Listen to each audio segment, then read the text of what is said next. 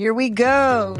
So my guest today on Unscripted with Debbie is Ivan Dominguez. I knew him personally as a local rider here in Miami. I met him through mutual friends years ago and have always maintained friendship. And I was like, of course, I'd love to have him on the podcast. Not just what everybody knows, which is, of course, he was a pro cyclist. He was a sprinter, kind of all those details. But how did you get there? What brought you here? Tell us more about your life and your journey so far, where you are today, and also just kind of talking about how much Miami has changed. But let's get started. I'm going to shift it over to him. Yeah, well, thank you for having me. I mean, yeah. This is awesome. I mean, when you reached out, I was like, yeah, sure, I will be in Miami, so why not? It was perfect. It was perfect. Yeah. Originally from Cuba, like you say, a lot of people know. Then I raced over there for the national team and all that kind of stuff, and that's what got me here into US. I came to compete, and then after racing for so many years down there, then one of the trips was here, the Goodwill Games, and did the 3 days race in the track. And then I decided to stay, and that is how I got here. Yeah. That was coming into the US. How did you get over to Miami? In New York, when I make that decision, obviously I arranged for someone to kind of pick me up and things and take me away from the hotel. Then I was in his house for like 2 days. His brother-in-law lived here in Miami. So I called that guy because he used to be my neighbor in Cuba. So I called him and I said, hey, I'm planning on doing this. Perfect. I have my brother-in-law live in New York. He can come and pick you up. And then we figured out how to get you here. Keep in mind that back then, security in the airport was not such a big deal. So for me, traveling from New York to Miami was very easy. I bought a ticket right there at the counter. It's that simple. Yeah, I show my passport and they're like, sure, why not go? And then I flew here 2 days later, and then that's how I got to Miami. Yeah. So, yeah. Tell me about mom and dad and stuff like growing up in Cuba, and what was that like? What were your parents like? My dad left Cuba in the 80s when Fidel Castro opened the Mariel, right? Okay. I was 4 years old. So I kind of knew him, but not that much. Somehow I have a good memory when I was a little, like 4 years old. I remember a lot of stuff, not only from my dad, from a lot of stuff that happened in Cuba. I still remember like if I was yesterday. I don't know. I guess I'm terrible for names and street address, but when it comes to remember places and things, I'm really good about it. So anyways, he left in the 80s. I was 4 years old. So basically I grew up with my mom. Yeah. There was all 6 in the house. 6? Yeah, I have 3. Yeah. It's a full house. So luckily her job was good in what she was doing for job for many, many years. She used to work for Cuba is big in dancing, music, and things that have to do with that kind of niche, I guess. Okay. So they have big institutes, schools for it, like international, that big. Institute of Dance. Yes. Of music. Exactly. Painting. Yeah. So they have big institutes about that. So my mom used to work for one of the biggest one, actually the biggest one. I believe the name was ENA, a School of National, whatever. I can't remember No, but she used to work at a place where they feed the students, a big cafeteria, right? So she used to work in that place. So that helped us a lot when it comes to have food in the house. So yeah, I got 3 brothers and 3 sisters from my mom's side. I'm the youngest one. They're older than me. Then I got a brother and a sister from my dad, but they were not living with us. They don't look like me. One guy, the guy is like 6 feet something. Looks like you, blonde. Yeah. Like when I tell people, oh, my brother, I'm like, come on now. I'm like, he's my brother. So, and my sister, she's a redhead. So I'm like, oh, you want to meet my sister? What the heck? I said, she's my sister, dude. So anyway, they don't look like, yeah. I know, because they used to come and see me racing, down on the track down there. And I'm like, oh, my brother, come on now, what the heck? So anyways, but my brothers and sisters from my mom's side, they look more like me. And they were more closer to me than the other 2, right? So, growing with my mom was very busy, obviously, with work. Yeah, but it's growing in our country is a little bit different than here. People are more independent. when it comes to that. Kids are more doing their own thing. One of the girls that I'm coaching now, she's like that. She lives on her own and she's only 20. So it's pretty good that way. So yeah, we were very independent, everybody doing their own thing. So my mom was working, and Did you miss not having a dad around at all? nah, not really. I mean, he left when I was 4 years old. Nothing bad happened. He just left. And he actually told my mom, pack and go. Oh, I have the little 6 kids. Pack them. This is not going the right way. Let's go to Miami. No, no, no. And then he said, well, I'm leaving. And he left, and then we stay. And up to this day, I kind of joke about it. I'm like, man, I wish you made that decision. I told my wife, I wish she would have made that decision of coming to US when I was 4 years old. We probably not even know each other, but I would probably, I don't know, because I was always into sport. I would probably doing American football or who knows what. Yeah, you don't right? know. What did you start doing first? What was like kind of that first discipline that opened you up to sport? That was like 7 years old, I think. I got into any sport that the school had. It's like, yeah, I want to do that, and I will do it. Everything, one thing for sure, I find out really fast which sport was good for me or not. I was good in all of them, but the thing that was driving me nuts is how slow some sports are. And the thing that was driving me even more nuts is dealing with people or kids like me that they were not putting the 100%. Because I was putting my 150% and they were just lacking around. Mm-hmm. So that drove me nuts. I'm like, wait a minute. No, if you guys are going to keep playing around, this is not for me. I need to go to a place that people are actually putting the effort, right? So I found out really quick when I was very young that this is not for me. I did baseball. They put me in the field and I was like, yeah, no, this is too slow. And honestly, nowadays I'm like, man, I wish I stay in baseball. Could be a millionaire now, But I was like, yeah, no, waiting for someone to hit a home run. This is not for me. I play soccer, regular football. Yeah, this is not for me. These guys don't want to pass the ball or they're playing around. They don't want to do things and not for me. And then I got into a bunch of the sports and then I love track and field. I was really good at it, especially the 5K and 10K distance. I was really good at it. Individual too. Yes. Because then you could really control the fact that it is you can right. You can train, you can go that fast, you can put that 100%. Right. Team. Right. Yeah. And that's it's funny because, I start looking into sports like that. I'm like, I need to find something that's more individual. So if I messed up, it's on me.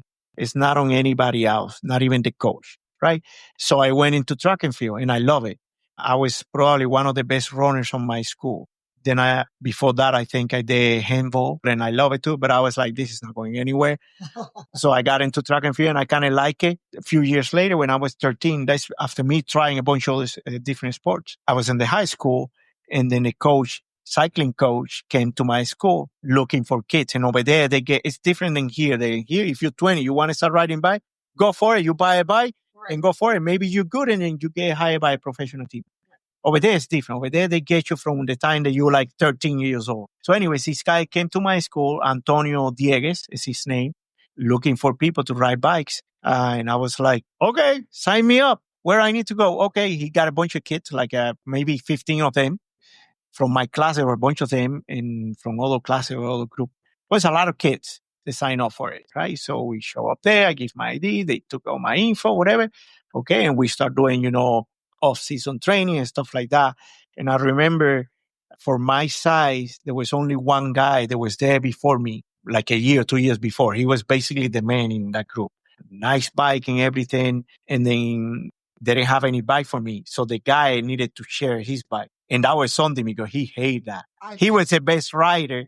And to tell him, you need to share the bike because he doesn't have a bike and we're not going to get bikes anytime soon. They will go riding and I'm sitting there waiting or running or back. Then I will go riding my 2 hours or whatever I needed to go riding. And every day was like that for, I don't know, the first 6 weeks. Then I think the guy quit. From there, I kind of became the main guy on that group. And then 3 months later, from the whole 30 something kids that show up, I was the only one there with another guy. Everybody quit.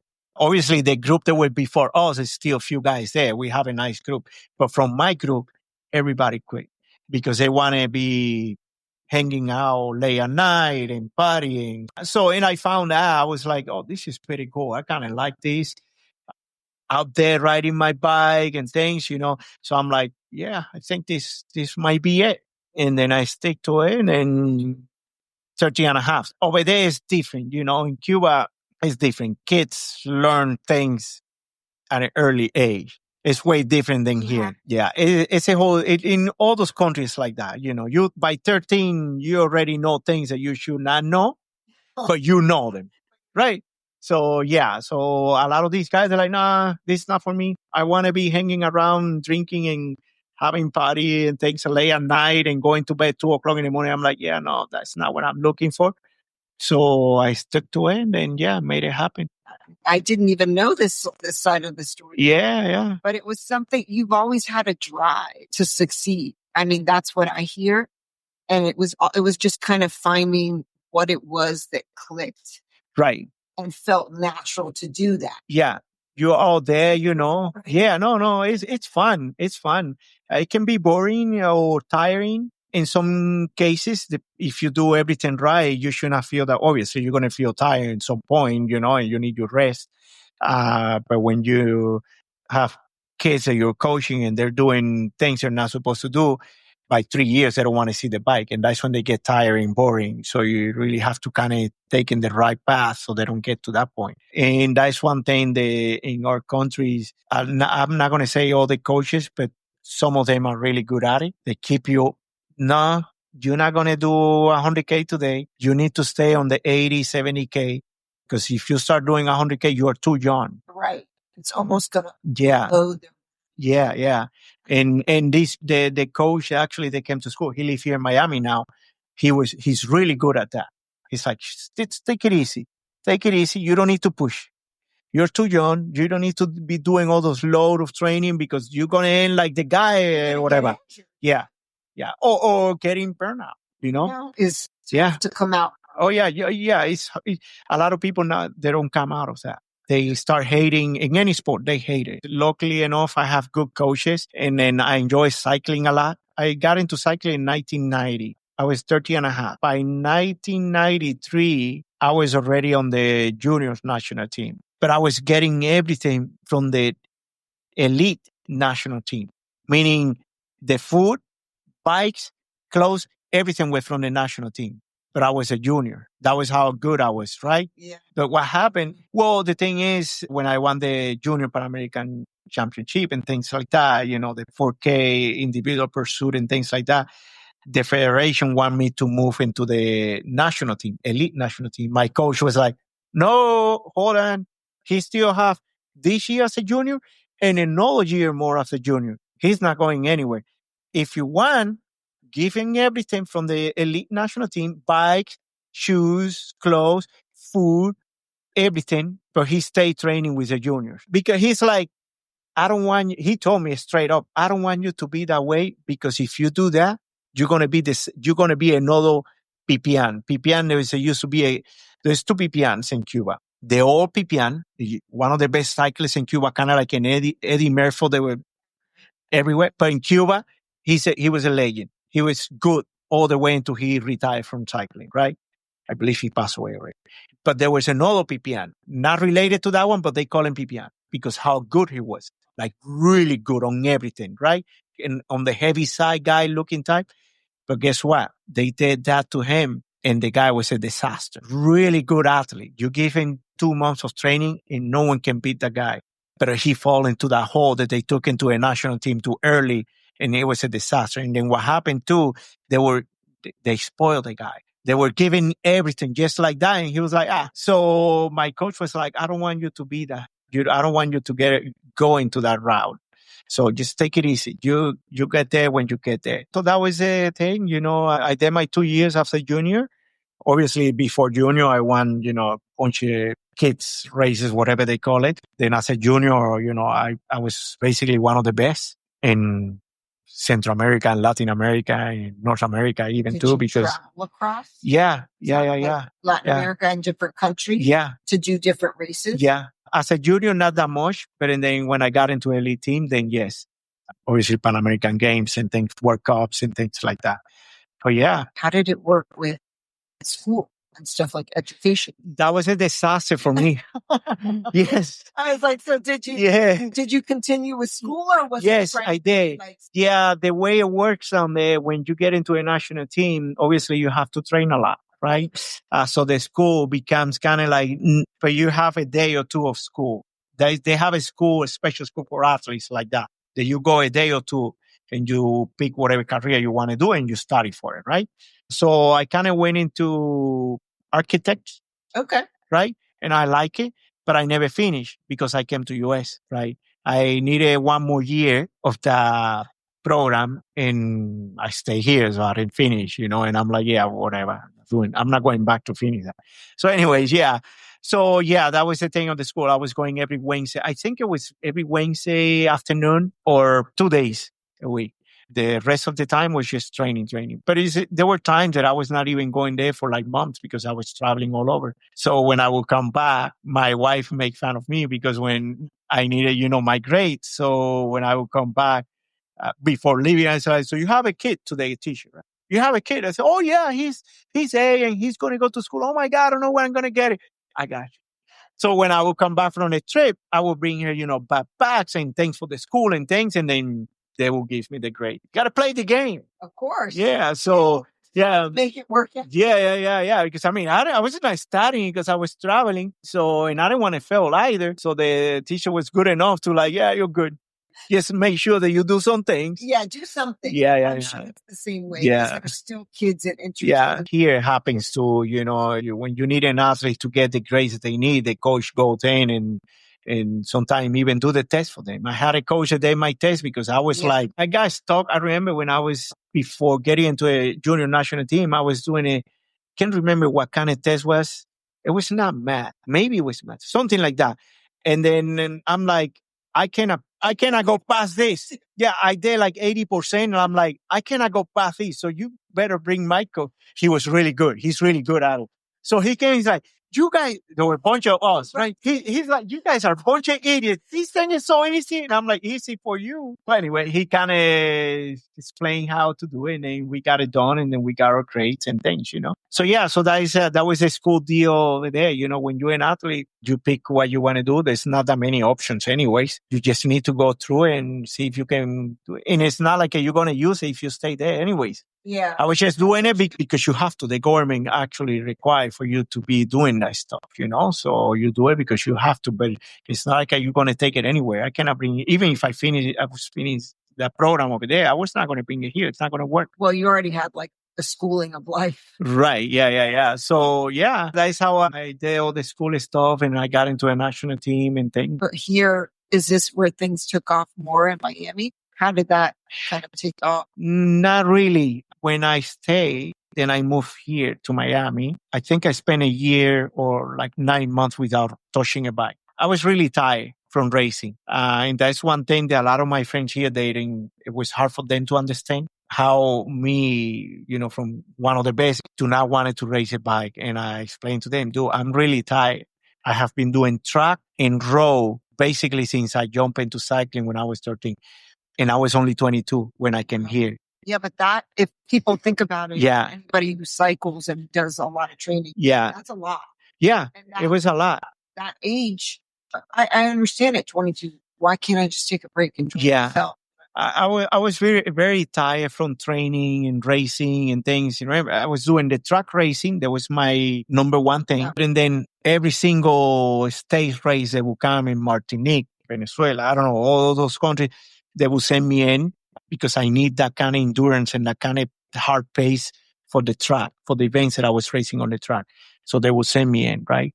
Not all the time, but I was racing a lot. So when I came here, I was like, I don't want to see a bike.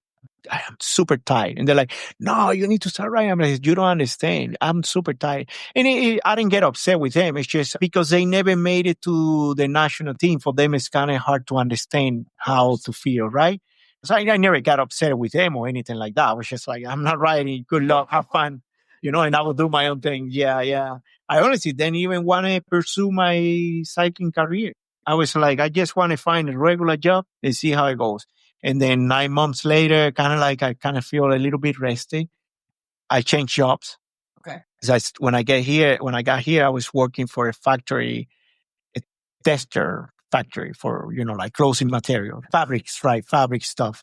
So it was hard. It was really hard because everybody that was working at that factory was like 50 something plus years.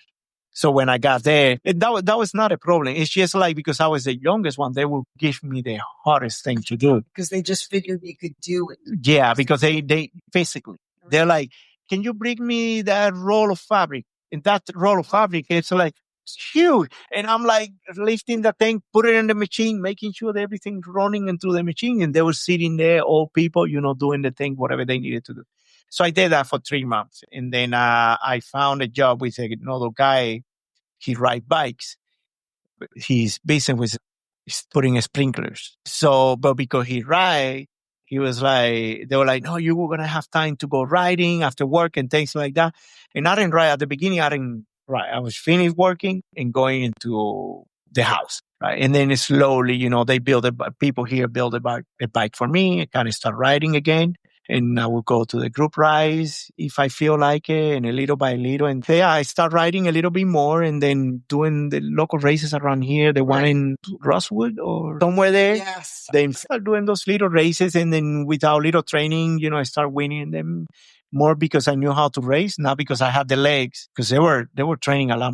Those guys were training every day, but they didn't know how to race. I mean, no disrespect, but they don't know. And they know. A lot of them tell me. So I will go there with a little training and I will win just by using my head, not my legs, saving and waiting for the right moment, waiting for the right time to attack and things like that, right? Yeah, and eventually I met my uncle in Orlando. By then I was kind of like thinking, because William, one of my best friends, you need keep riding. You can get hired by a professional team. You're one of the best riders here. Trust me. And I'm like, okay, sure.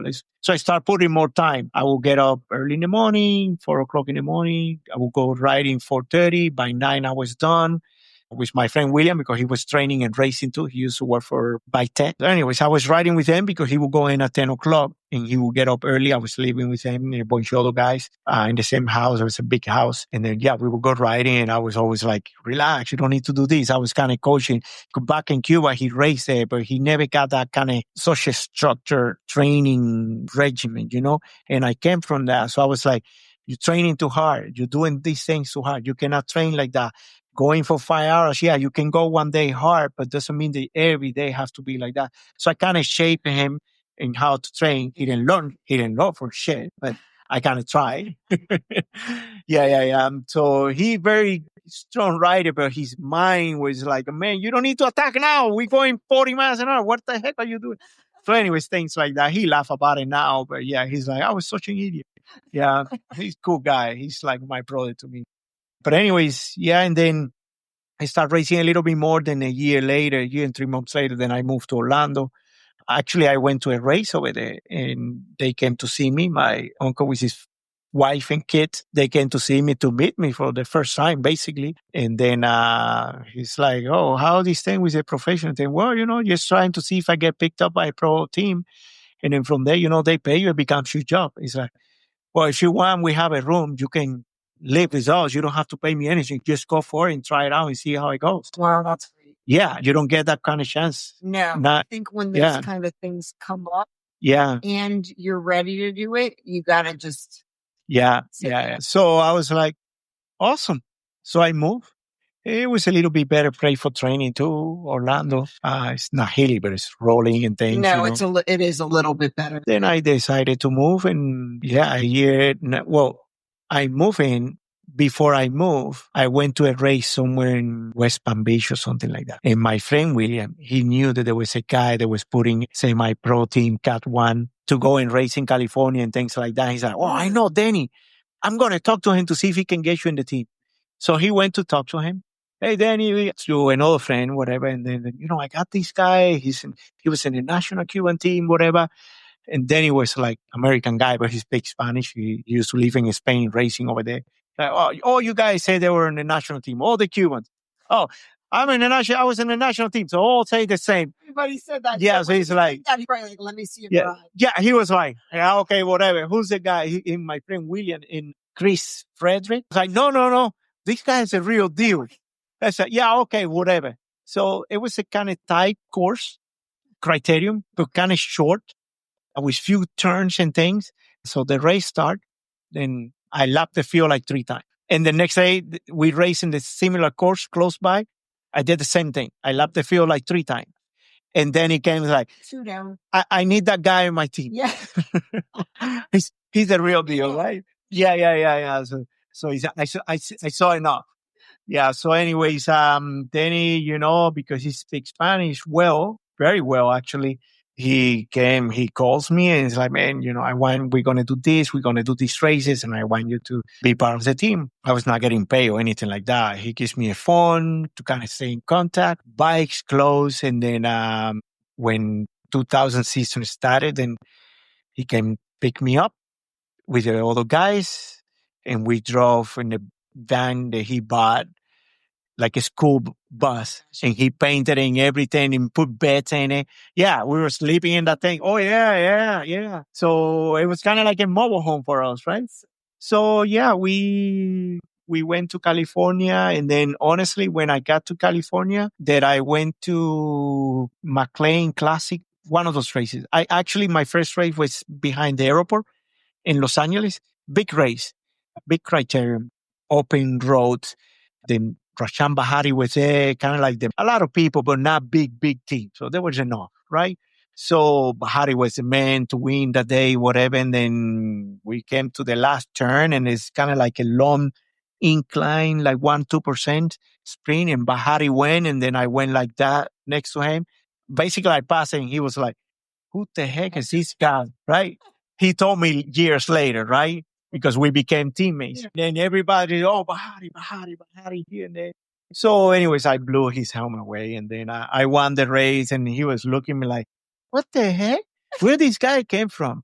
And by then I was not even speaking any English. Yeah, I was just going to ask. I knew a few things from Cuba. What did you learn from speaking to a lot of... From being around with them, Americans and Australians and things like that, and you start picking up. That's how a lot of the riders now that are Americans start learning these other languages. The other language, Italian and things like that. It becomes easy, because you're around those people every single day. So then he kind of, when we were stopping here and there, he will grab a pencil or whatever, and then he will sit down, write this, and this is how you say, and this is go with this. You don't say when this and that.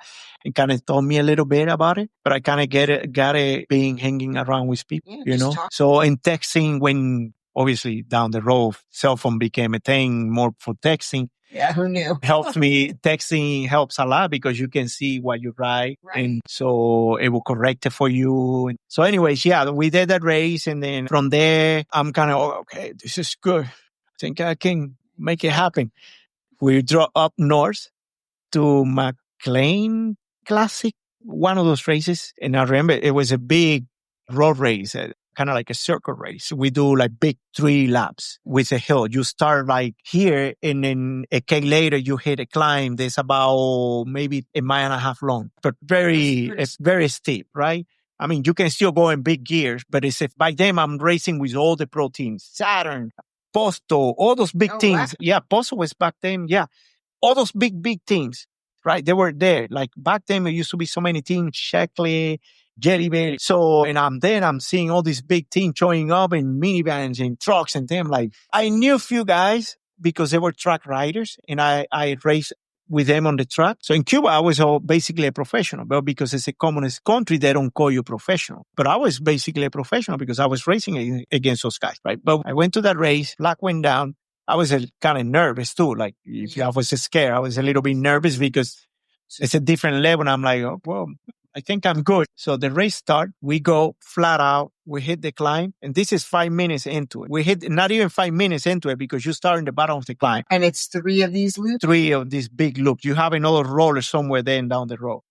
And we hit the climb the first time. When we start, I'm already dropped. And I'm like, oh my God, this is terrible. I just turned around. At the top of the hill, I turned around, I went back and I told Danny, I'm done for cycling. There's no way these people are riding this hard. There's no way. They must be on something. I mean, I didn't say that, but I was like, I was off for a year, right? And then the races that I was doing here was not at that kind of level. Right.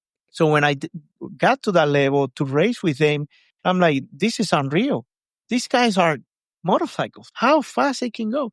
So I went back to the car and I told Danny, I'm going back home. I don't want to race bike anymore. I'm going to find a job.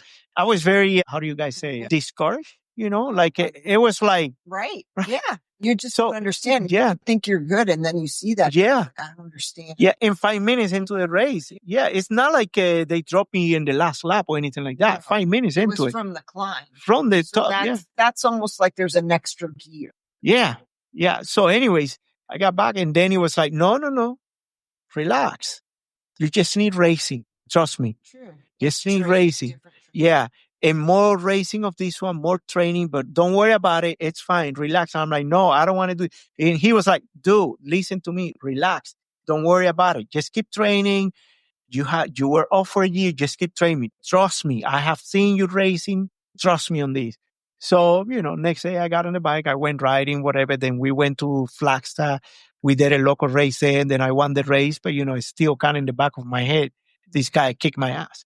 So I won the race. Was only one pro there. Then from there, we came back to Florida. Then we head to Super Week, halfway of the season. And then on Super Week, there was also a bunch of pro teams there. And then I got to Super Week and I won a stage, even with a pro that dropped me in the other race, right? A few months before. That was like in March or April. So by July, I'm like with those guys sprinting against them. And every day I was like top 5, second, 4, third, So Danny was right. Yeah. And that was in 2000. Yeah, 2000. Then one of the guys from Saturn, he's a friend of mine, Harm, came to me after a few days of racing. He's like, I have been watching you. You are really fast. And we don't have a fast guy like you in our team. I want you to meet the owner of the team. And Danny was there to translate. He went look for Danny and brought Danny. And Danny's like, no, they want to try you out and see. They want you to meet the owner of the team and maybe take you to a tryout and see if you can click with the team. And I remember Harm was like, you're really fast. And I haven't seen any guy here in US doing the things that you do. You can be sitting on the back of the group in the last 2 laps and move to the front in less than half of a lap. And I haven't seen people doing that in a sprint. And people are going flat out to the sprint and you passing like nothing. So then he kind of explained to him where I came from. He was like a track guy. Okay, let's meet the owner of the team. And then they arranged a meeting. Basically, Harms opened the door for me. Had a meeting with the owner of the team. And then, yeah, sure. Give me a bike, give me clothes. And they took me to Killington. A race, it was not for me because it was very hilly, long climbs, more for climbers. But that was the only race that was coming up close enough. They took me in. And then all day I was just working for them. And I remember I have Tony Cruz before he left to Postal Service there. So he was a Mexican. So he speaks Spanish, American, Mexican. He's from here, but so he was translating on the meetings. We're going to do this, you're going to be working. Okay, no problem. So I would spend my whole day working for them and hit the climb. I will hold as much as I can, put a hard pace, and then boom, and they will do their things. And we won the GC and this and that. And then every time we will come back to the hotel or to the car, they will come and hug me because they figured out that I was not selfish. I was just like working all day. Yeah. And they're like, man, you're pretty good at this. You work for the team. You're not holding back. And they like that. So, and then we came to Coconut Grove. I came with Saturn, but then I didn't have any contract with him, but I was racing for them as a tryout. So we came to Coconut Grove and I won Coconut Grove. And then right after that, they gave me a contract for 2001. And that's how I got into pro cycling. All of that. Well, somebody saw something. Yeah. And you were in the right place. Yeah. All these times. Right. Yeah. William, connect me to the guy with Chris Freddy and things, meet up. The guy, he's kind of like the other guy. And then, he took me in. Then he told me, just relax. You're going to get to your form. You just need more racing. That's what you need. And then and he was bold enough to actually go and translate for me about going to another team. Other people won't do that. Want to keep you in. He's like, he knew that his team was not going to go to that professional level because he didn't have the budget for it. So he's like, go for it. Don't worry about us. We're good. Just go for it. So we're really good friends up to this day. So like everything, I like good people around me. I know where we are. That's what a lot of people will discuss is when you're mixing personalities like that. No, I learned long time ago. Bunch of ex-teammates from different teams. I remember Greg Henderson. He was good track rider and good road rider. We became teammates in '05, racing for Health Net. And I remember in training camp, we shared rooms. And then by almost the end of training camps, he's like, man, I want to tell you something. He said, I saw you were a jackass.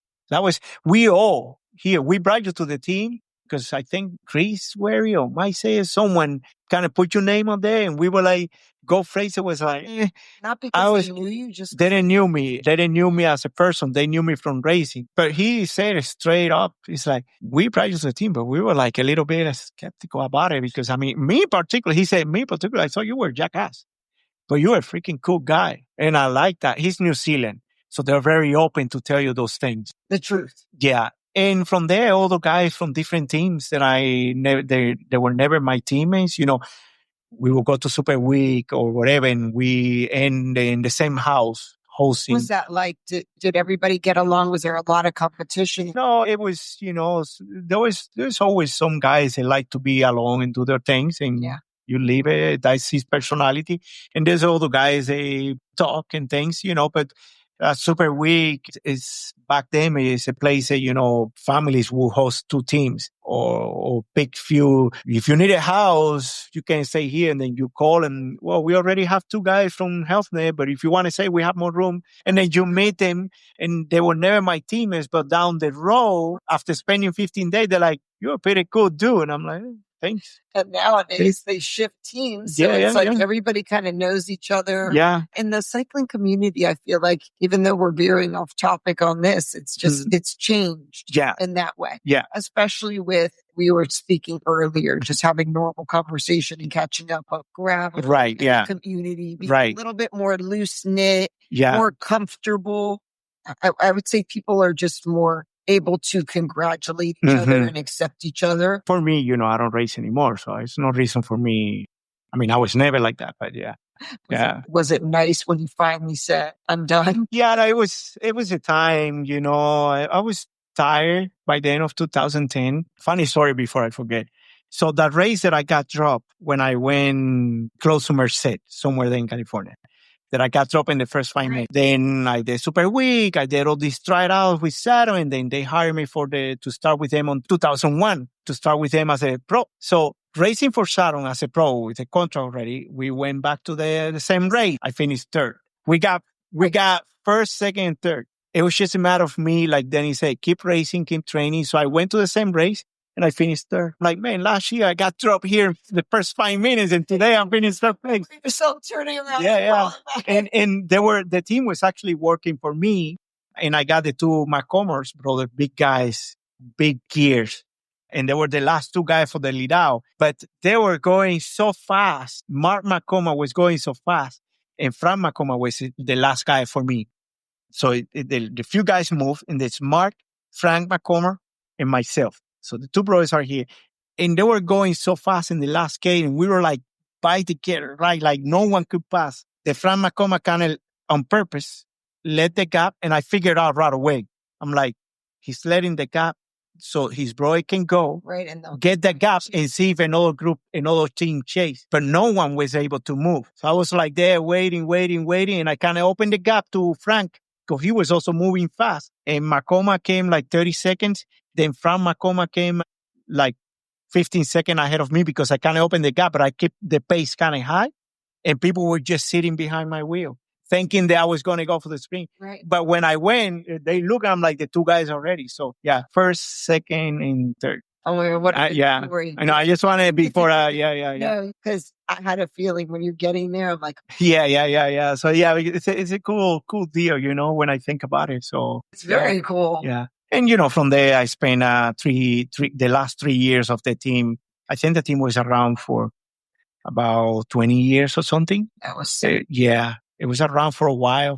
A lot of good riders came out of that team. They went in racing in Europe. Yeah. Then they end of 2003. Then Colavita came along, Colavita Bola. And then I did a year with them. It was a good year for me. It was actually a really good year for me with them. then Hothne. It was a good year, but not okay.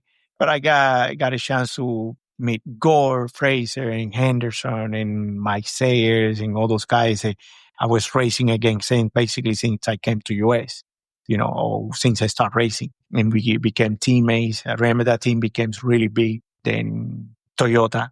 And Toyota was there for 3 years. We were around. And that's when the economy hit in '08. Oh, yeah. Yeah. And then things went to hell. Luckily enough, after that team, I had a contract with Rock Racing. But then in 2004, I was looking to go into racing Europe. Yeah, that's a different playing field. Yeah. I was looking into it because I was feeling good. I was training a lot. I'm like, I think I can make it happen. But I sent my resume and I emailed a bunch of teams. Nothing came along. So I'm like, well, I guess US is where I need to be, So I kind of let that idea go. So when Toyota ended, I got into Rock Racing. That was '09. Then before the year started, end of 2008, I started getting calls from Fuji because we were very tight. Fuji was a sponsor of Toyota, the bike company, and they were going to be the main sponsor for the team in Spain, a Pro Tour team. So we want you to go there. I'm like, I don't want to go. I'm too old already. Max is very little. I don't want to go anywhere.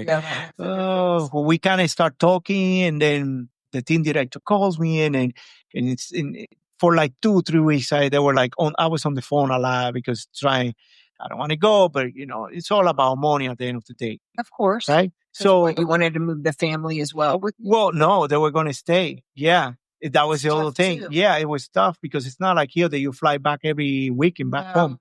Over there, you go there, you have to stay 6 months or the whole year. And when you're over there, you're going to be training so much. Yeah. So it was different. Yeah. And I was older already. I was, I think, like 32 or something like that. But I was past 30 and I was like, I don't want to go there. I'm fine here. I don't want to go. I have a good contract here with Rock Racing.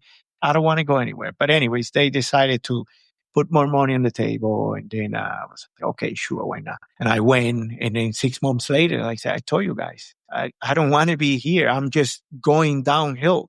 I'm not going like this. I'm not even going like this. I'm going like this, like that. You just didn't feel it. Yeah, I didn't feel it. On the contract, we put that I was not going to do any of the classics because it's not my... I did hear that they had you doing races that you didn't even agree to. Right. Yeah. My agent, he said, no classics for him. He's not that kind of rider and he's not for that kind of weather. So I went to Spain and then I did, I can't remember the name of some race in Spain, like a week long or something like that. And I was like, hey, this is good. The form is coming back. And the weather was perfect things. And then on the last day, literally after the race, not lying to you, finished the race and I went to the bus and they tell me, pack that you're going to Belgium. I'm like, no, we talk about this on my contract. You need to pack because we have a lot of riders with injuries and we need to cover that hole. I'm like, I told you. So I called my agent. He called back and it was back and forth. Called Fuji and explained that, yeah, you have to go. So anyways, I went there and that was a disaster. From there, that's it. That was like raining and cold and even George and Capia that I saw, hey, papi, how you doing? What are you doing here? What the heck? Like, yeah, I know. And then Cancelara came in. I remember Cancelara came I was in one of the classics, like one of the big classics. And he's like, don't feel bad if you don't want to be here. I don't want to be here. He said, but it turns out that I'm good at this crap. Even George and Capia, he's like, I don't want to be here. So don't feel bad if you don't want to be here. Because they saw me. I was like having a hard time, not finishing the race. It's like, don't feel bad. None of these people, you're not going to hear anyone saying, I love this crap. We're not going to say that. But it turns out that we're good at it and we figured out how to do it. So we do it. But if you give me a choice of from here to go to another place that's warm by the beach, I will go there. Of course, any day. Yeah. So then I said, don't feel bad. Just go with the flow. But my flow was just like that because I was not putting the time on my bike to train enough. And over there, those classics, you race every 2 days. There's not really not enough time to put a lot of time in racing. Cover in between for any training. And I was also, my first race with that team in Europe was in Australia, down under. I had an injury there, not at the race, before, because I was trying to put so much time on the bike on off season that by the time I got there to that race, I was having problem with my IT band. If you look on the results on that race, I think it was on '09, I'm the last guy on the results for the whole stage race. Every day was a fight for me to make it to the finish. So much pain. Even the policemen, they knew me by then. So I would get to the finish, get massage, and the guy put me a lot of cream in there to kind of bring down the inflammation, the thermal inflammation, right? Yeah, because of course it is. Yeah. And that's what makes it harder. Right. Yeah. Oh, so much pain. So I finished the race, I mean, with one leg. And then I got back to US, took a break of like 3 weeks without not training. I remember I saw Lance there in the race. I was one of his comeback to cycling thing, Radio Shack. Yeah, he already won all the tours and things. Like, right. So I saw him there. And he's like, because we raced few races here. Yeah, from racing here a bit. And when he saw me, I'm like, he coming from behind. Oh, I knew those legs. I'm like, because I was warming up and there was a kind of like a criterium the last day. And what are you doing here? Oh, racing for this guy, but I have these kind of issues. They're like, dude, as soon as you finish, you got to take 3 weeks off. He told me, you don't want that thing to come chronicle because your career is going to be over. And then Johan Brunel told me that too when I was going into the hotel. He said, so what's going on? I see you in the last place every day. Of course. He said, oh, I got these issues. Like, you got to stop. When you get home, take 3-4 weeks off and go and see a chiropractor so they can go at it. Because if that thing becomes chronical, it's going to be for the rest of your life. And you're going to be done with cycling. Yeah. Even if you're not cycling anymore, it's just going to be painful. Yeah. So that's what I did. I got back and then I took 3 weeks off and I went to a chiropractic and all day, every single day with the tool that looks like at the back of the spoon. Yes. Painful. Yes, it is. But somehow they're like, what the heck, man? Everybody cries here and you're enjoying this. You want me to go deeper. I'm like, I love it. So anyways, that kind of helps, I guess. Yeah, cyclist. And then, and then pain tolerance, I guess. And then I got better. But yeah, I went to Spain. They sent me to Belgium. It was a disaster. And halfway of the season, I got an issues with one of the directors, an argument. And I'm like, I'm too old for this. I don't want to get to the point because we were like this close to kind of fight, like physical. Yeah. Very disrespectful. Like the guy was something. All the guys from other teams that knew me, they're like, with that guy, you're not going to win. Everybody knows it. And we don't know why he keeps getting hired. So don't argue with him. Just do your thing. So I decided to come back. I say, you know what? I changed my plane ticket. They call me. We saw that you changed your plane ticket. You cannot leave. I'm like, watch me. No, you kind of come to the office before you leave. I'm like, no, I'm leaving today. And I left and I came back to US, flew back. And I told him, my last race with you guys is Philadelphia, the big race in Philly. And that's what I did. Show up there, I did my race and done with it. And I didn't even have to give the bike back because the bike was mine. I was wondering, how was it hard to get out of the contract? Or No. It was very easy. I told him, that's it. This is my last race. Keep the rest of the money. I don't give a shit. And was it a relief? Yeah. And I told him, I already have a contract before I went to race with you guys. Right. So I don't have to I'm too old for this guy to be yelling at me and talking trash about behind my back and shit like that. No, you don't do that. So I left and they're like, oh, the bikes, I'm no bike. The bikes were sent straight from Fuji to me. Those are not team bikes. Oh, that's right. I'm like, yeah, okay. That's fine. Yeah. So anyways, and I was going to keep using Fuji because Fuji was sponsoring rock racing. Right, I know they partnered with you. I think when I met you, you had a Fuji bike. Yeah. Then I did the second half of the season with rock racing. It was nice, a relief to be back here doing races that I enjoy, no injuries and nothing, but rec rock. It was supposed to go for longer, but it came to, it was a pain. Nah, for me, not like super organized. The guy was spending money for no reason. And I knew that team was not going to go anywhere soon enough. End of 2009, I think they tried to keep the team going for like 2 more years, but I left because I was like, this is not for me. Too disorganized. Yeah. So and that tends to happen. It will dissolve. Yeah. And then I got into James. Okay. Yeah, and then I did my last year of racing as a pro there, 2010. So that was the end, 2010. Yeah, I finished the season and then I told Sebastian, the director, I'm like, he actually came to me halfway of the season. We were in Chicago and he told me, so what do you want to do? I have the money to hire for 2 more years. I'm like, find someone else, find 3-4 kids with that money that you can hire. because I'm not digging this anymore. So are you sure? I want you to stay. And the owner of the team, Karen, the owner, she wants you in the team. I said, nah, it's fine. Fine. With that money, hire 5 more guys, kids. They actually want to race and do things. Me, I just want to be home, and then I decided not to sign up. And what was it like once you made that decision? It was fine. I was also actually tired too. I kind of hit me every 10 years, I guess. Because when I got into cycling, it was 93. Then in 99, halfway 98, all the way to halfway 99, I didn't race. I was tired. So it's not 10 years yet. But and then again, back in 2010, almost 10 years later, same thing. I don't want to see the bike. And then again, when COVID came, because I got into professional triathlon. Was that so next? Yes. Yeah, because after cycling, I took 2 years off. 2 years. I didn't do it. I was just home. Did you not get on the bike at all? No, I started running. I was just running. And you were a runner before. Yes. So I was just running to stay in shape, and then taking Maxi to the daycare, picking him up, cooking and stuff like that, home, doing nothing.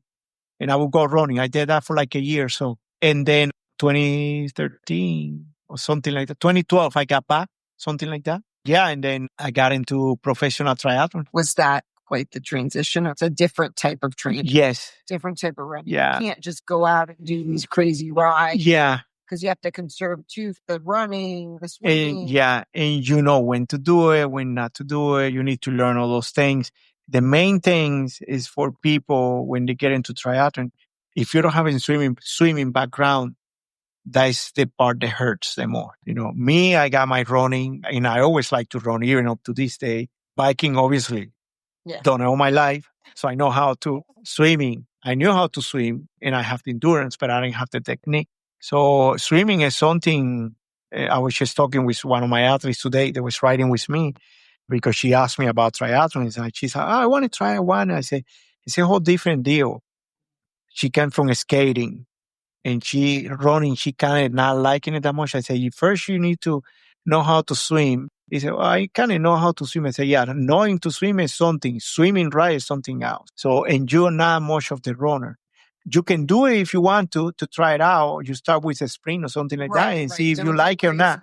Right. Just to see how you do it. I'm not saying no, but swimming, and I remember that we were passing a guy, the kind of big guy. And I said, you see that guy that we just passed? You are fit. That, like, if I put you guys together and that guy has a swimming background and he's fat now, he probably put 10 minutes on you in less than in a mile. She's like, really? I said, because he comes from swimming background. Right. He knows how to swim. He's just fat because he hasn't trained. Right. That's kind of an example that I don't know if the guy was swimming or not. Yes, I use him as an example, right? She's like, wow. He's like, kind of like cycling. I said, no. In cycling, you can be riding with your position low, but you still hang. Or you position a little bit high, but you still can hang. You struggle, but you can hang in the back of the group. And maybe you get lucky, you can probably win the sprint. Can get away with things like that. In swimming, you cannot get away with things like that. If you don't know the technique, you're not moving. It doesn't matter how fit you are, how great of the endurance athletes you are, you're not going to move. And people are going to pass you. And when you come out of the water and you see that the first guy of your age is 20 minutes ahead, you're like, what the heck? That's hard because that's going to be just. Yeah. So, it took me a while to get that. You have to train a lot in getting that technique going. And it's hard because you train on your own. It's a very lonely sport. You spend a lot of time on your own.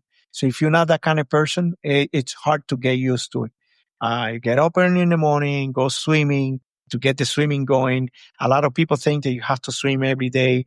Obviously, if you're not a swimming, you might have to until you get the technique and you start feeling like you're getting faster and your times are getting better. Yeah. But normally, 3 days, if you know what to do, especially if you have a coach, they tell you the sets and thing and you swim with a group, 3 days should be enough. But it takes time to get to the 3 days. You have to swim every day, right? About getting up in the morning, getting the swim going or getting your long run, especially if you're a regular person. They have to work, Yes. So you got to you like it or not, you have to get up early in the morning because when you go to work, you're not going to have time to do anything else. And you might have to do it after. You might have to do it. Yeah. And if you have kids, your husband have to deal with them because you have to go and you do your 20-mile run if you're doing Ironman or whatever you're doing, you know? So it's something. It's a very lonely sport. It is, and it's grueling, and it takes away, and the people that you're involved with in your life have to understand because it takes you away different aspects of things. And that's why when I guess it's like with being with a cyclist, the same thing. Right. I guess it works out because my husband likes to cycle too. Yeah, it helps. It helps to have somebody sort of in the discipline or who does some sort of athletic, some type of job that they can understand the dedication and what it takes to get to a certain place you want to be at. Yeah, if you don't have someone like that around you, it's going to be a struggle or arguments and things like that. Even when you have a person like that, they understand you. It's going to be a point that like, are you going again? What the heck? I want to go have a dinner with you. I'm like, well, I have my 50-mile run or, But when you have someone, they understand. Luckily, my wife, she's not an athlete, but she likes to run and we have a gym at home and things. And she met me when I was racing as a professional cyclist. So she knew, what she signed up. Yeah. She knew at the beginning, she was like, wait, you're leaving on this weekend again? But it's your birthday. Yeah, that's the time for me to put the show. Turns out that my birthday, it's about the race. Yeah, getting paid. So she knew, she knew what she signed up for. And then we met riding bikes. She was not racing, but she understood what's going on. Even when I went to Europe, she's like, just go, do your things. I take care of Max. Don't worry about it. We make enough to have someone in coming and take Max or have to take care. So it helps when you're in that level, right? So having someone that understands those things, it helps a lot. If you have someone that doesn't understand, you it's not getting frustrated or anything like that. Just teach him, her or him, how it is. And maybe they like it too. Exactly. Maybe they do. And sometimes you find either it breaks something apart or you become more, you appreciate each other. Right. And then you go stronger through it. Yeah. Yeah. And then everything ebbs and flows because now you're not professional. You're not doing, you did go professional with triathlon. Yeah. Right. Yeah. I did it all the way into COVID came. So when COVID came, I was like, well, there's no racing. I'm not renewing my license. I'm done. I mean, I still go run here and there because it's easier to go running. Just put your tennis shoes, especially for men. We don't have to wear top. No. It's different for the boys. So for everything, it's different for the boys. Huh? We have things easier, a lot easier actually. Boys have it easy. I guess a lot of the guys out there don't get that. I really like that. Yeah. On the record. Yeah. I've been saying it's easier for men. It is. It is. Have a lot of respect for women in general. Yeah. The stuff that you guys do, you go through, just having a baby. What the fuck? Thing is, freaking 2 weeks later, you're back working. So I have a lot of respect for the ladies.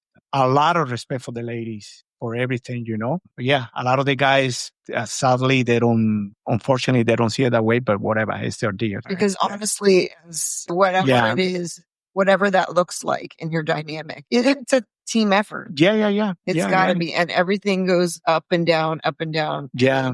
Yeah. So we've all been through those things. Yeah. So it's tough, man. It is. It is tough. Support and everything, but it's crazy. How many years now since you've been married? Too long. All five. Yeah, it's going to be 20 years next year. But we met in 2001.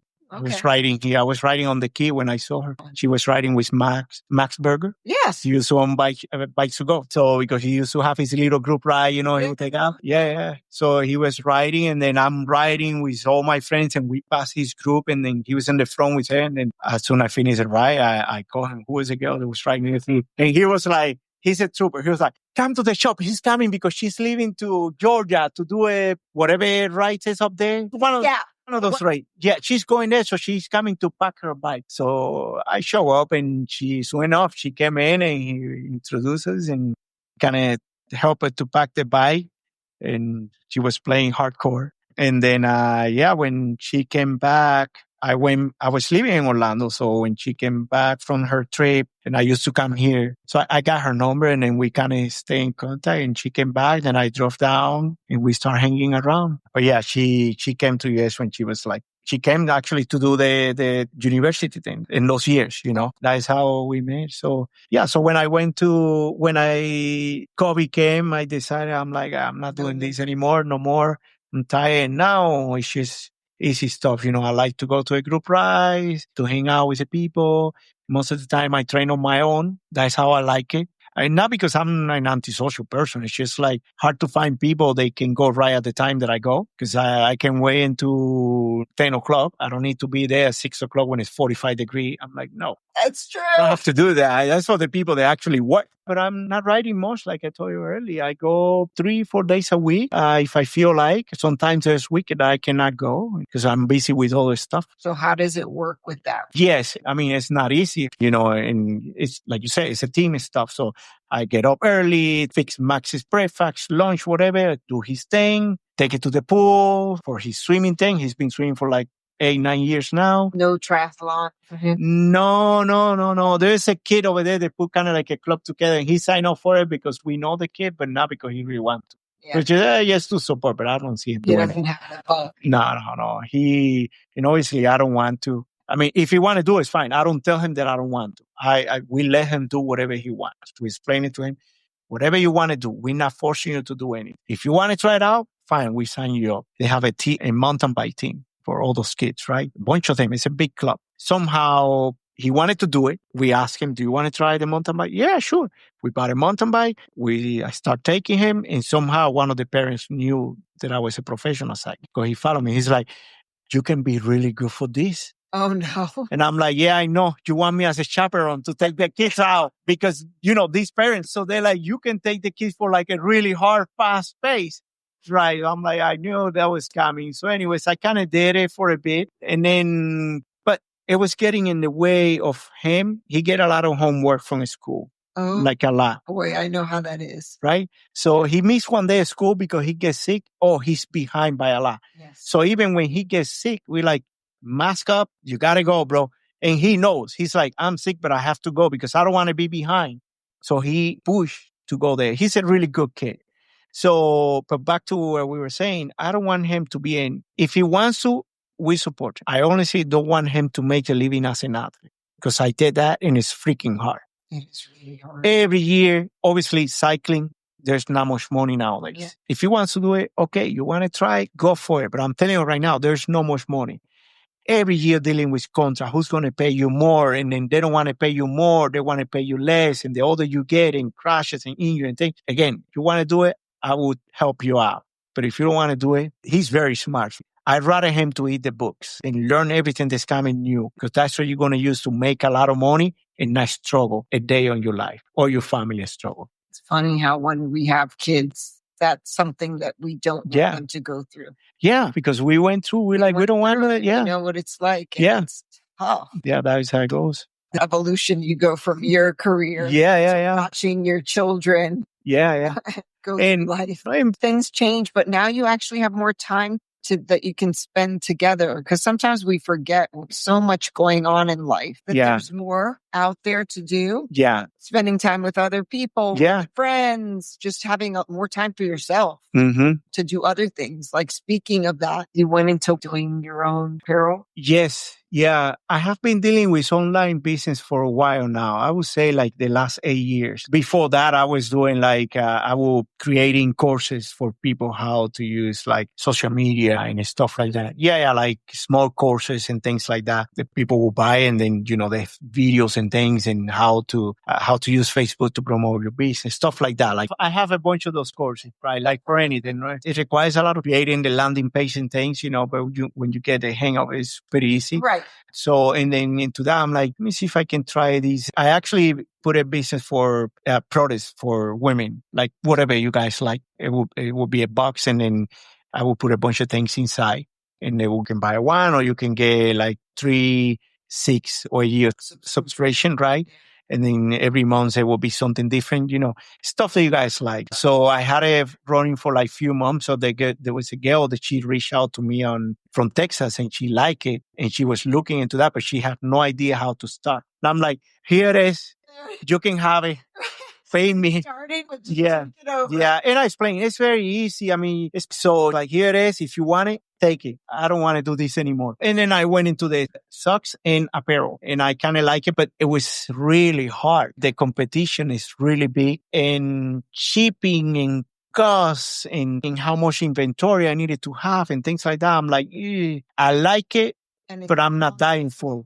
It's online. Yeah. You're going to have probably a lot of people sending stuff back in the beginning because sizing is off. Yeah. You don't have physical stores carrying stuff. Right. It's so different. Yeah. Everything e-commerce. E-commerce stuff. But at the same time, I was not so in love with it. I was getting a lot of sales, but I was not into it. And when you don't like something, it's just like, why do it? You have a passion there. Yeah. Or you're putting so much effort into something and it takes so much out of you. Right. For little reward. Exactly. Yeah. So I was like, yeah, nah. And then I start kind of going deeper and deeper. And when you get into that, obviously, that's one thing about Facebook and Instagram, all those pages. When you get into it, the algorithm will send you everything that's related to it. And that's when you start seeing how many people do it. You're like, wow, this is unreal. And everything looks the same. It does. They're coming from the same manufacturers. They're using all the same chamois, yes, interfaces. Yeah. A lot of them, unless they have their own factory. Right. And for that, you require a lot of capital. Right. You know, to invest in it and to get it back, it's going to take quite some time. It's like anybody thinks, why don't you design some apparel? And you think in your head, okay, I can have a couple ideas. Right. But when you have to do this on a larger scale all the time. Yeah. Yeah. And like choosing the colors. Yeah. It's a lot. Yeah, no, it's a lot. It can put a toll on you. And especially when it comes, designing, oh my God, there's different texture and things and material. And bodies are so different nowadays, the way people are riding.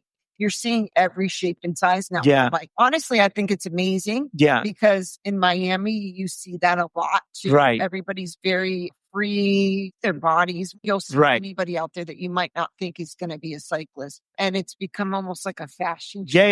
Yeah. I mean, they can actually ride too. Right. To say. Yeah. I'm looking around going, hey, they look good too. Yeah. The helmets. If you put a price tag on it, everything, it's like $300. I know. We're riding with $10,000, $15,000 bikes. Yeah. And you're kitted out to the max. $5,000. You're like right there. Yeah. I know. Yeah, I know. One thing that we were talking about inventory and stuff like that. When I got into online business and things like that, that's one thing that a lot of these gurus, they make a lot of money on online businesses. They tell you, if you really like it, if you really love it and you're into clothes, you go for it. But we don't recommend every single, those big time affiliate promoters in courses, buildings and things like that. People, they make millions of dollars every year teaching people how to do things. They tell you, if you are into it, go for it. We're not going to tell you no. But it's a hard business because you're going to be dealing with a lot of sizes and a lot of returns and things like that. But if that's your passion, go for it. But find something it doesn't have to do with that. Because I'm telling you, sometimes you're going to be like trying to kill yourself dealing with people. And, obviously some people make a lot of money doing clothes and things like that because they love it and enjoy it. But they tell you right out of the gate, it's a hard business. So, and that's when people go. Everybody likes everything. Exactly. I can be a plain guy, white jersey, black shirt. Not everybody likes that. No. So I'm going to be dealing with 200 extra large sizes that people don't like. If somebody leftover. Thinking that just because I like it, they like it. Where it's funny, you might say, no one's going to like that. And then you sell out of this crazy color that just blew up. Yeah. Sometimes so you don't know what the market's going to do. Exactly. Yeah. You can make some kid that you think is going to be, oh my God, it's going to be awesome. Nope. No, it's not. I have some socks. They have some kind of reflecting thing here. And I'm promoting and they're wide, tall, the way they like it. They only have the thing. They're just, I don't know. I'm like, you're riding early in the morning, people can see you. You're riding late at night, people can see you. Even during the day when the lights of the cars are on, they can still see the two lines. And I was about to pull a trigger and buying almost $1,000 on it. Yeah, because I'm like, this is it.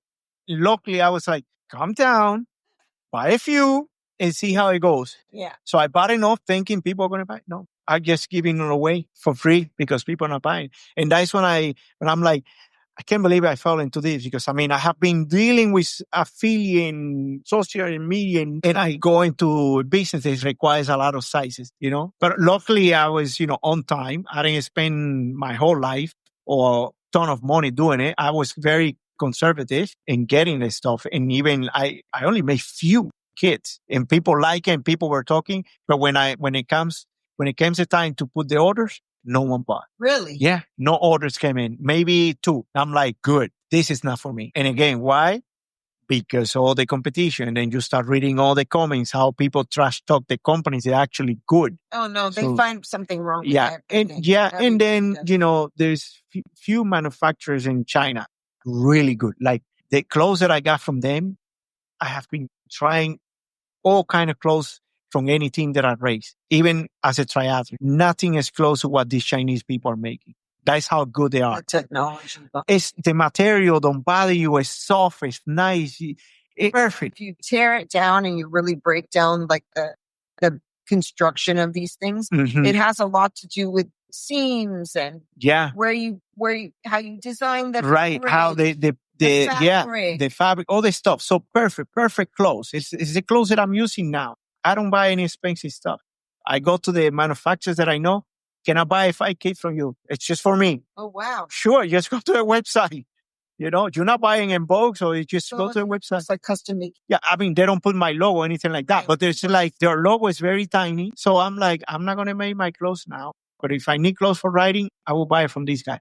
Because again, the stuff that I have from companies here, it won't last me a year. And I know they make it so they don't last, so you keep buying. Of course, so you keep buying. And nowadays, there's always a subscription for something. Right. Now they're doing bundles. Yeah. It's everything so that you can save money. That's just the new kick of everything. Right. Buy the socks, buy the this, buy the that, and then you can get something free every now and again or rewards programs. Yeah. No, and then, it came to the point that people were asking, well, who's making the clothes? Well, a manufacturer in China, like a lot of companies are doing, oh no, that's trash. I'm like, not because of China, it means it's trash. They make good stuff too. You just have to find it. But no, they go and they want to buy a jersey for $200, $300, and it's fine, whatever. Go. But I'm telling you, there's something at the same quality for way less. And that's the point that you don't have to be $500 kit when you can spend $150 for something that's at the same level. I saw that too. Everything looked very nice, but the pricing was really good. Yeah. It's funny how people ask, I want that. Like they'll go crazy buying the Rafa or something when it goes on their sales. Right. They do put great sales on. Right. But it's amazing when you finally give them what they want. Yeah. It's like, no. It's something. And again, I start kind of reading the comments. Yeah, I start reading comments and then kind of going a little bit deeper on it. I'm like, no, I'm not doing this. Because it looked really nice. Yeah, no, it looks nice and it feels nice. And so far it lasts. Yeah. But I'm like, no, I'm not doing it. But I don't want to have my garage full of boxes and things like that because I know I'm going to be stuck with it. And then that's just more stress. Yeah. If you think about it, what your new ideas and your new project. Yeah. Honestly, how I feel the transition from everything you've gone through in your life. You have so much life skills based off of what you started. You have an incredible work ethic. Mm-hmm. Thanks. You do. And I think you listen to people. Right. Yeah. Oh, you have to. Yeah. Limits. You have to listen to them. You have to. So this new project for you is going to be, I think, a very good. Yeah, I think so too. I see myself, when you daydream. Yeah. I daydream about everything. When I'm riding, when I'm driving, Isn't I it the think, best time oh, for that? it's awesome. It's awesome. And it kind of gives me a lot of ideas. And I have my notes. I always write it down before I forget. Yeah, because in life, everything's going so fast. That's really important to talk about too. That's something I've had so many conversations with in the podcast is do some of the best thinking on the bike. Yeah. Or running or something. That's when you're running and you're on your own and spending your time. You're not talking to anyone. So your mind start running. So every little idea that comes, just write it down. Yeah. Write it down because I'm telling you, you probably have a business and you're like, oh, maybe I can promote it this way on Facebook. You're thinking by the time you get home, that's it. It's gone. You don't remember anything about it. Drive. You have a drive for being able to do things and having had the right people in place, motivating you, even though you had that ethic and that confidence. Some people don't quite have that, and they'll get discouraged really easily. Yeah. It's hard when you have your own business and then 3 months pass by and no one is buying anything from you. And you're like, okay, I guess this is not it. Obviously 6 months, 8 months, a year, nothing happened. Okay, you got to rethink. But 2 months, 3 months is not enough time, unless you figure it out that that's not what you want to do. You're like, and you feel it right away. Yeah, by all means, leave that behind before you spend your life saving on it. And move to something they can. I mean, money is not all, but at the end of the day, you got to take care of yourself. Even if you think, oh, it's maybe a good business for my friend to buy it from me. I'm like, at the end of the day, people are going to take care of you. Yeah, exactly. So you have to find something that's going to take care of you for the rest of your life, and maybe something that you can pass it along to your kids or something. You've had quite an evolution and quite a I story. know. I feel like you haven't told it quite like this on any other podcast. No. I normally, when I do it, it's just racing, how I get here, but races that I want and things like that. That's the thing I wanted to do on my podcast, is that there's a person behind that racer. Right. There's a story behind that. Right. And I also want to go deeper in that sense of it also shows just how much you've learned. Yeah, my only mistake is not starting when I was racing, but it's like everything else, it's, I was young and racing and I was busy enough. So you don't think about it. And your thought process wasn't there. Right. Yeah, but it happens when when you're ready.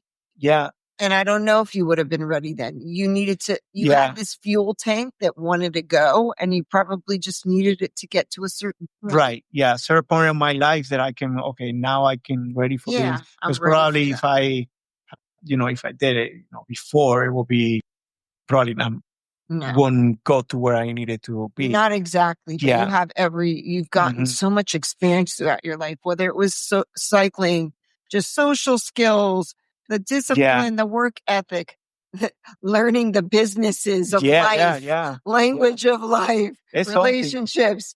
It's insane. It's like, it's run the gamut. I really love you coming here, spending time with me, and being and telling your story this way. Thank you. Thank you for having me. I really appreciate you. Yeah, this is fun. I like it like this, more casual than, Yeah, I think so too. It makes a big difference. Yeah. Yeah, I mean, we've had a great conversation here. Thanks. Yeah, that was awesome. Yeah. Thank you so much. No problem. Thank you for having me. Hopefully people like it. I think they will. Everybody listen, support. Yeah. You can follow Ivan on his Instagram page. I am Ivan Dominguez. Yeah, I am Ivan Dominguez. Okay. Yeah. And any other things we're going to post up on the link for after the episode. Anything else there to follow? Oh, that was awesome. That was good. Thank you for joining us, everyone. We really appreciate your support. Remember to follow me as well on Instagram. It's unscripted W_Debbie, and my website will be up soon. I'm going to be putting episode links on there. So thank you so much for being here, Ivan. I really appreciate it. And this was so much fun. I'm so excited to be doing this. Thank you. All right. Peace. Bye. Out.